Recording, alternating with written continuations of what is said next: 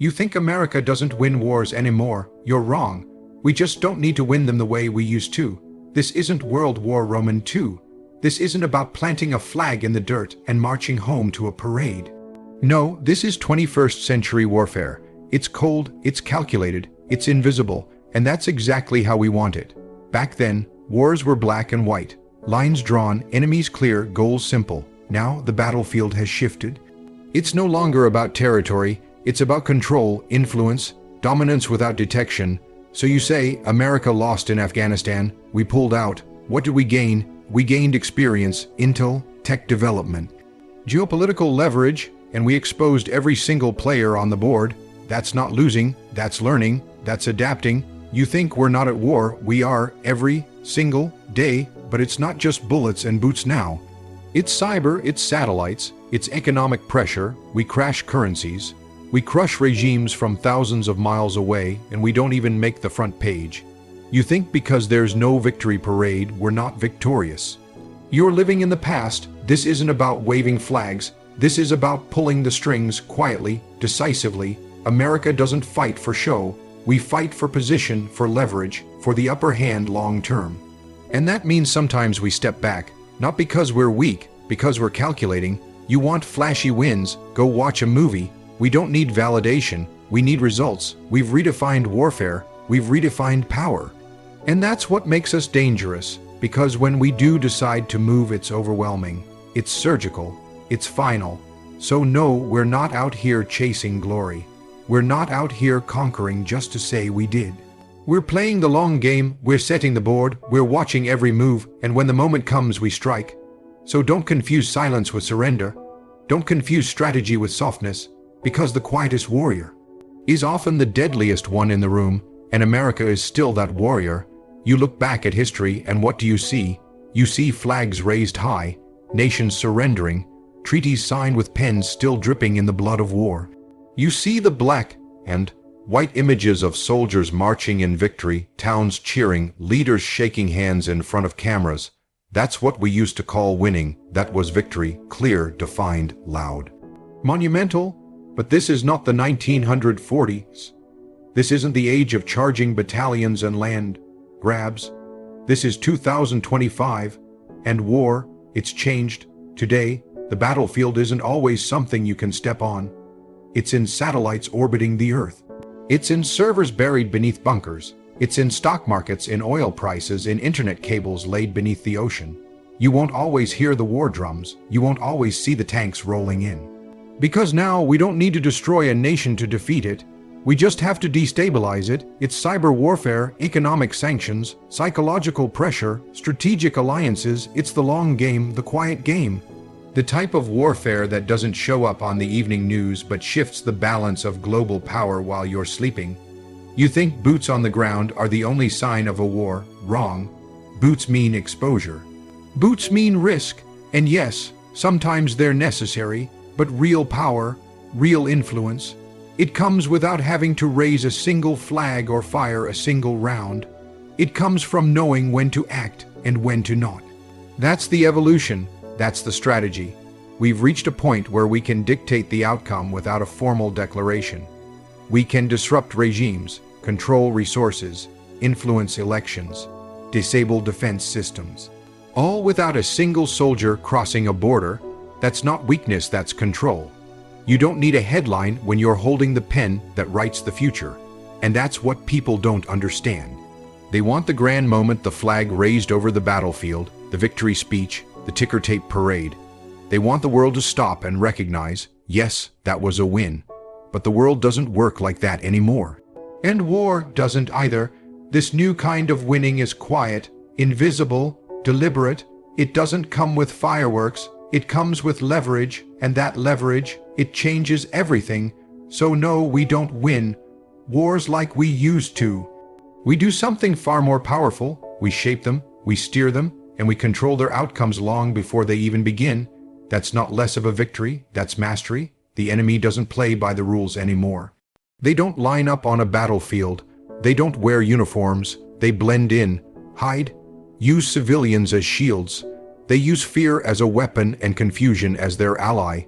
They create chaos, not to win in the traditional sense, but to wear you down, to exhaust your will to fight. This is asymmetrical warfare, and it's the world we live in now. The old ways of war, nation vs. nation, army vs. army, they're fading. Today, your enemy could be anyone, anywhere. A lone actor in a distant apartment pressing keys that can cripple an infrastructure. A network of operatives embedded in your systems, your streets, even your politics. It's no longer about who has more tanks or missiles. It's about who can think, outmaneuver, and outlast. And that's exactly what we've learned to do. We've evolved. We don't just react, we anticipate. We don't just fire, we infiltrate. We've shifted from brute strength to surgical precision. Because when the battlefield becomes unpredictable, the only advantage is adaptability. Our tools, they're not just rifles and drones. They're satellites scanning the globe in real time. They're intelligence agencies feeding data around the clock. They're cyber teams defending, striking, penetrating enemy firewalls before the first shot is fired. They're alliances that span continents, economies that choke regimes, information campaigns that disarm the enemy's will before their weapons are even loaded. War is no longer confined to a place or a date. It's everywhere, all the time. It's in the servers of corporations, in the supply chains of nations, in the minds of people scrolling social media. It's global, it's digital, it's economic, and if you're not evolving with it, you're losing. So, we adapted. We became asymmetrical too. We became a force that's fluid, that morphs, that sees before it's seen. We stopped chasing traditional battles and started focusing on the long-term outcomes: disruption over destruction, influence over invasion, psychological warfare over physical domination. We understood something vital. If the enemy hides, then we go deeper. If the enemy lies, we expose truth. If the enemy fights dirty, we fight smarter. We built a war machine that's more than just military, it's mental, digital, diplomatic, financial. We became a nation that doesn't just respond, we reshape the battlefield to fit our terms. Because in this new era of conflict, the one who adapts the fastest doesn't just survive, they win, and that's what we've done. We've become something the enemy can't predict, something they can't match. Because we've embraced the chaos and learned to own it. Don't mistake silence for surrender, that's a fatal error. You look at a battlefield where America didn't plant a flag and think we lost. You see us withdraw troops and assume we failed. You watch us stay quiet while others scream and think we're being weak. But here's the truth most people don't want to hear: we're not weak. We're calculated, because war isn't always about firepower. It's about timing, it's about intelligence, it's about restraint, discipline, strategy. Anyone can pull a trigger, anyone can bomb a target, but it takes a different kind of strength, a deeper kind, to know when not to fire. We've learned that pulling back isn't always retreat, it's preparation. It's watching, learning, analyzing. It's letting the enemy overextend, expose their weaknesses, and reveal their true intentions. And when that happens, when the moment is right, we strike not with noise, but with precision, not to prove a point, but to win the war that actually matters. People confuse reaction with strength. But true power doesn't need to react. True power can wait, can sit still in silence, knowing it has the capacity to destroy, but choosing instead to dominate with patience. When America steps back, it's not because we can't fight. It's because we choose not to yet, because the mission has evolved. It's not about being the loudest force on the field. It's about being the most effective. That means understanding not just the battlefield, but the long-term game. The economics, the politics, the alliances, the hidden pieces. We don't chase every conflict. We don't respond to every provocation. That's not passivity, that's wisdom, that's prioritization. We reserve our force for where it counts, and when it does, we don't fight to prove something. We fight to win, decisively, efficiently, relentlessly. Every step is deliberate. Every silence is measured. Every decision is made not for today's headlines, but for tomorrow's advantage. The world might not always understand that. The media won't always portray it. The critics will always talk, but they don't see the whole board. They don't know the intelligence we know. They don't carry the weight of global consequences. So when America waits, it's not because we're afraid. It's because we're calculating. And when we finally move, when we finally unleash what we've been holding back, it isn't for show. It's for impact. It's for mission success. It's for the outcome that shapes the world beyond the battlefield.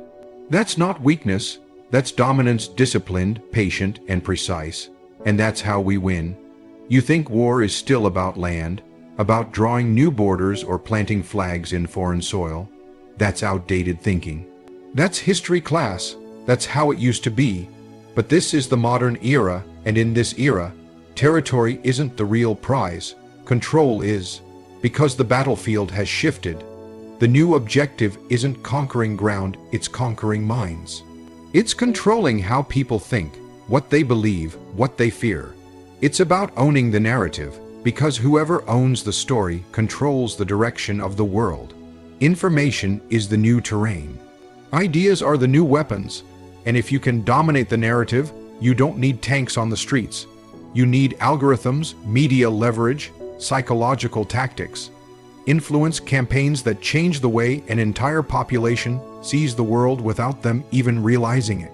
That's power, and it doesn't stop with minds, it goes further. Today's wars are fought through economies. You control the dollar, you control decisions. You disrupt supply chains, you shake governments. You own technology, and suddenly other nations depend on you to survive. Chips, oil, energy, rare earth minerals control those, and you don't need to fire a missile. You just need to squeeze the pressure points and the rest bends. That's modern warfare, and America has understood that. We've understood that power in the 21st century is no longer just military, it's multidimensional. It's digital, economic, psychological, it's subtle. It doesn't always look like war, but make no mistake, it is war. It's just that the battlefield is now hidden in plain sight. When you can influence how other nations act, how they trade, how they vote, who they trust, you've already won. When your tech runs their systems, your money funds their institutions, your culture shapes their beliefs, you've already planted the flag, and you didn't even have to leave your own soil. That's the game now. We've learned that victory doesn't come with a parade. It comes with dominance without visibility. With victories so strategic, so calculated, the world doesn't even realize it's already surrendered to influence. That's what real power looks like today. So if you're still looking for land taken or borders redrawn, you're looking in the wrong place. That's not where wars are won anymore. Not in deserts or jungles, but in boardrooms, data centers, and mines. And when your influence reaches so deep that it shapes the world's direction, its economy, its values, then you've already conquered what truly matters. That's how you win without a shot fired.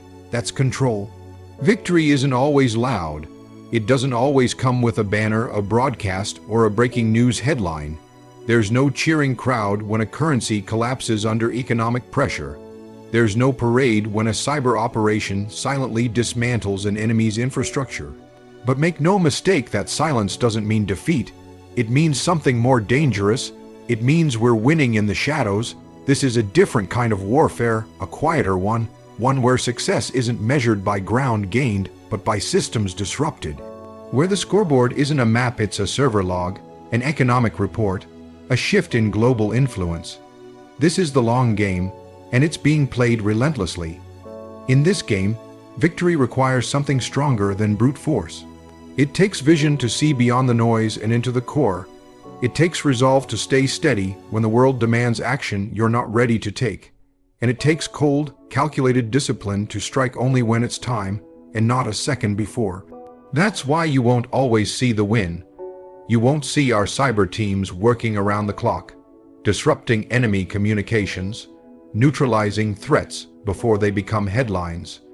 You won't see the intelligence operations 3 steps ahead of chaos.